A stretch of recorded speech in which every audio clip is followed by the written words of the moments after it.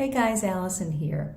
Well, I had a conversation with a friend of mine recently, actually a Jewish friend that I've been friends with for, probably 30, 40 years. So I'm very familiar with the family and the cast of characters and everything. And it's a kind of a small family, and some of his cousins have been extremely difficult.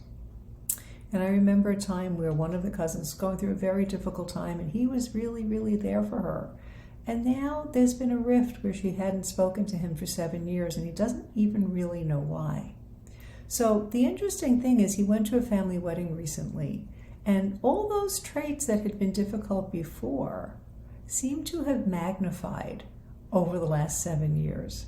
And it was very striking to me, and C.S. Lewis alludes to this in The Great Divorce, how things will just magnify through eternity. If we're not working on pursuing virtue and eliminating our vices, they are going to magnify.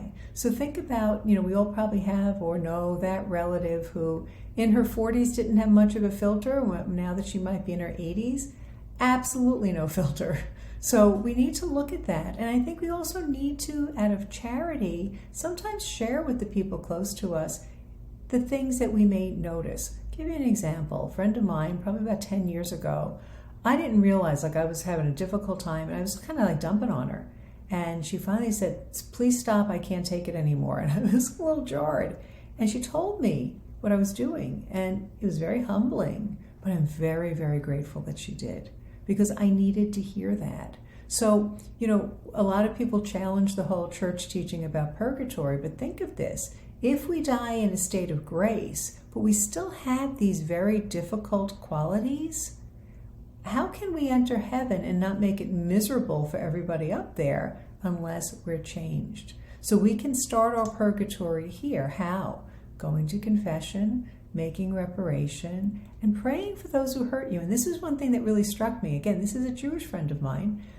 He told me, he said, you told me something 7 years ago when all of this stuff started happening. And I said, what? And he said, you told me to pray for them. And I've prayed for them every day. So you could see that his heart was kind of free. He was not bitter. He was mystified by it, but he was in a much better place than they are.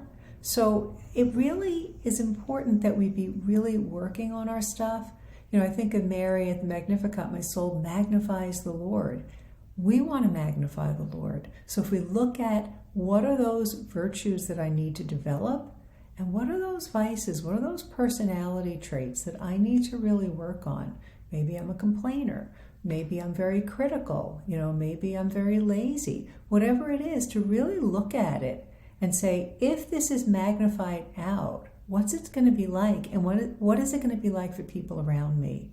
So I think that's something we all need to consider. Work on yourself. Now, I'm going to tell you, if you only go to confession like once or twice a year, you're probably not really working on yourself. We need to at least be going monthly so that we have it in our head, okay, where did I fail? What do I need to confess? It doesn't have to just be mortal sins, all right? It's those venial sins. It's those tendencies that we have. And the great thing about confession is we receive the grace to overcome them. We can't do it on our own, all right? But with the grace of God, we can be made into saints. We have to make the decision to be. So I hope you find that helpful. Share it with somebody who might need to hear it. And if you like and share the video, I really appreciate it. God bless you.